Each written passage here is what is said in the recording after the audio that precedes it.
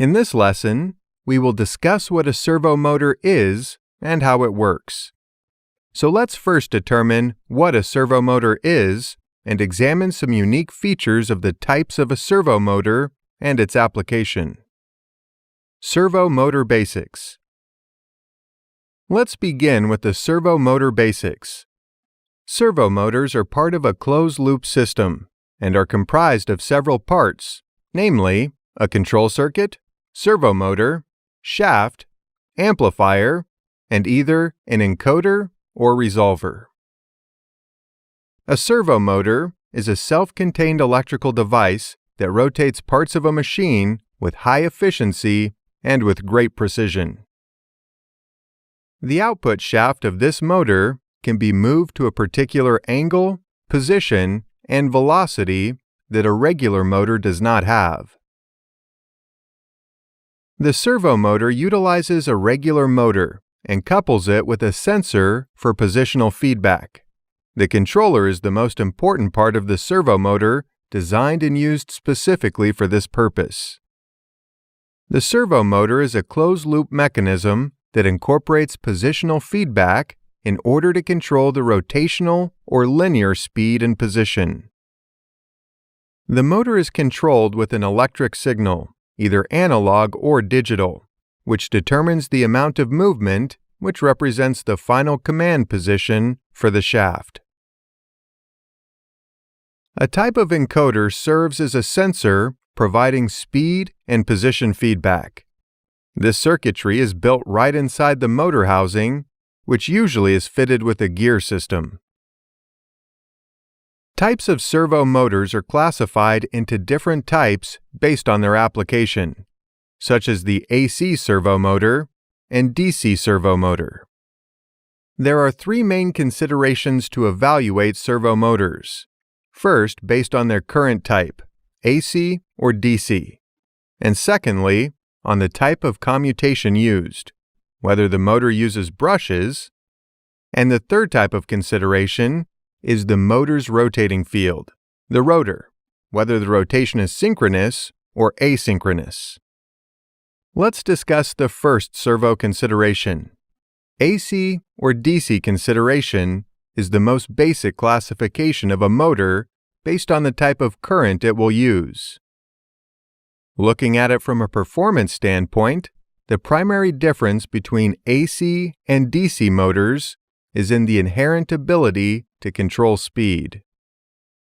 With a DC motor, the speed is directly proportional to the supply voltage with a constant load, and in an AC motor, speed is determined by the frequency of the applied voltage and the number of magnetic poles.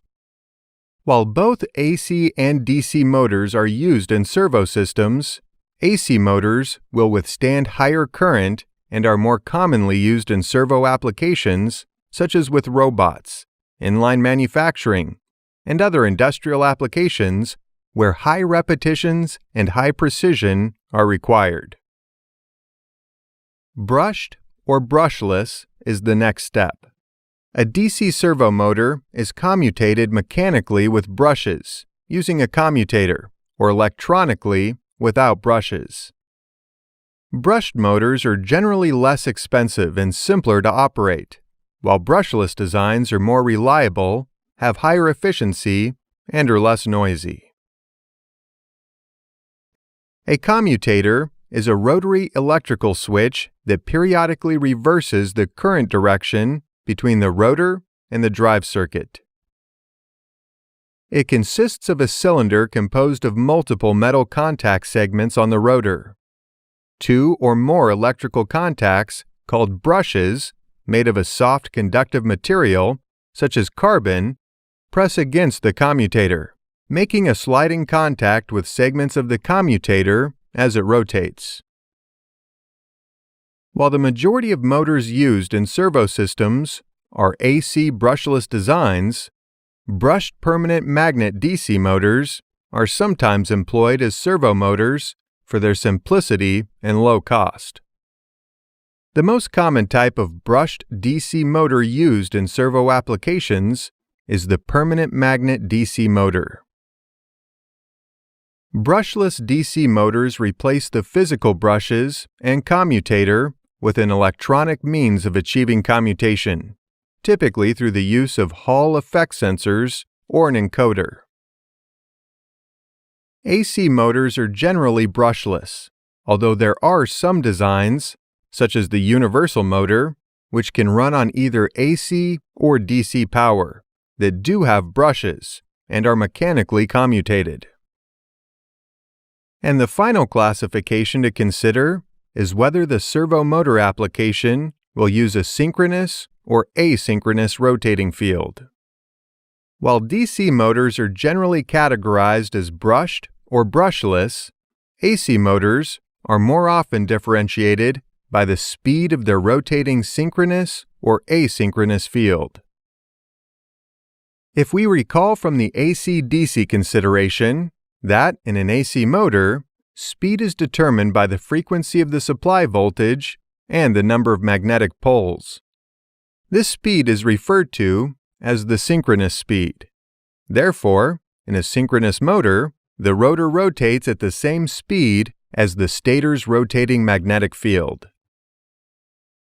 However, in an asynchronous motor, normally referred to as an induction motor, the rotor rotates at a speed slower than the stator's rotating magnetic field.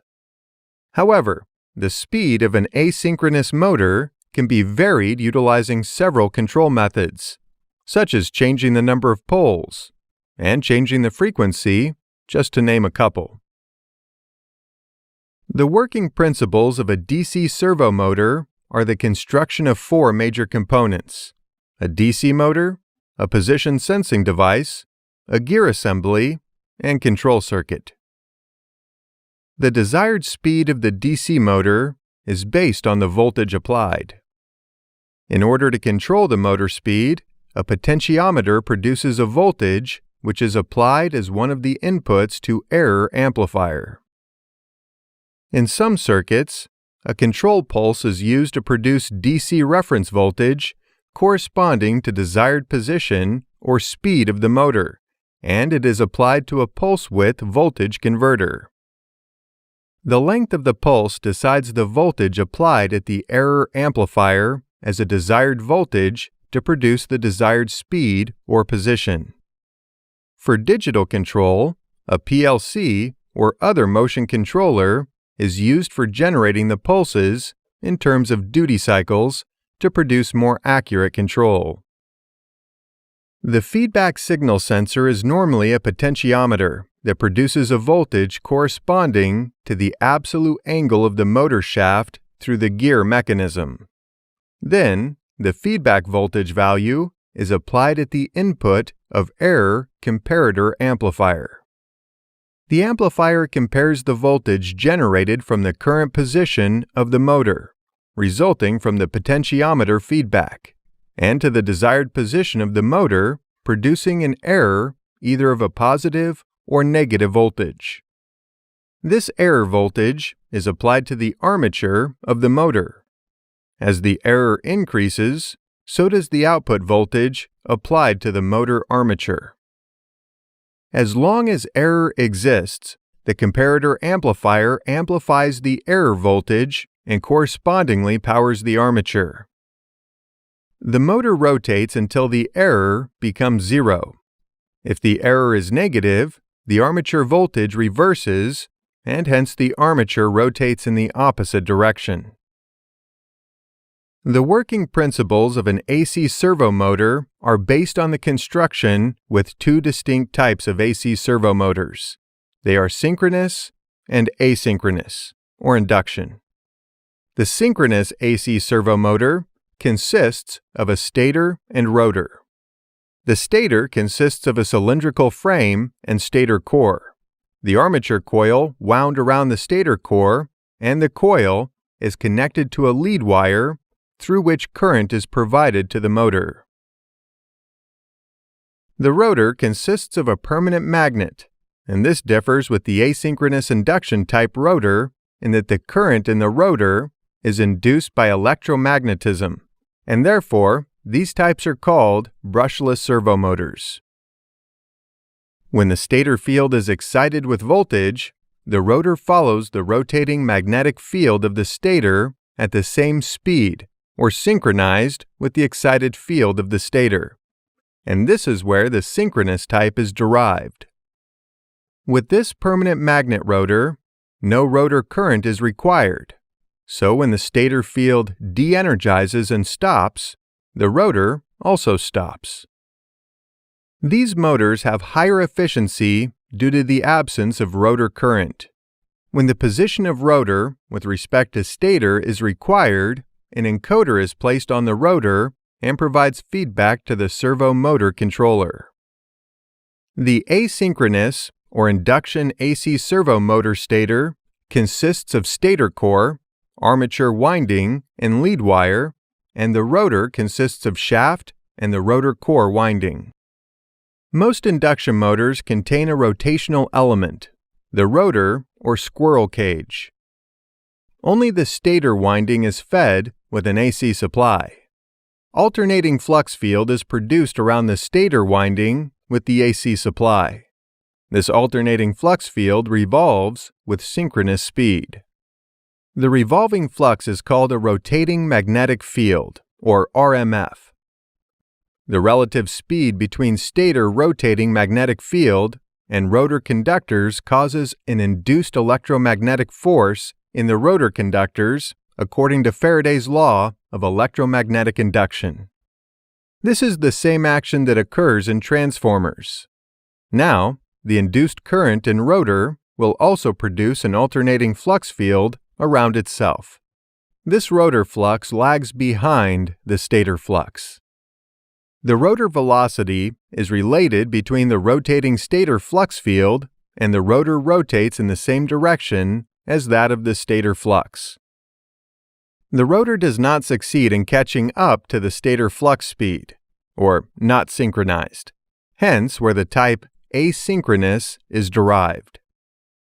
Servo motor applications are applied in many industrial and commercial systems and products, such as with robotics, where a servo motor is used at every joint of a robot to perform its precise angle of movement. The camera autofocus uses a servo motor built into the camera that corrects precisely the position of lens to sharpen the out-of-focus images.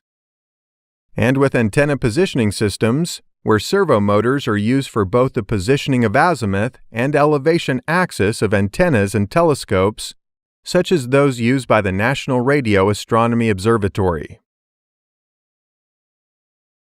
This concludes the video, What is a servo motor and how it works? I hope you've learned what's required to move forward in creating your own motion control project.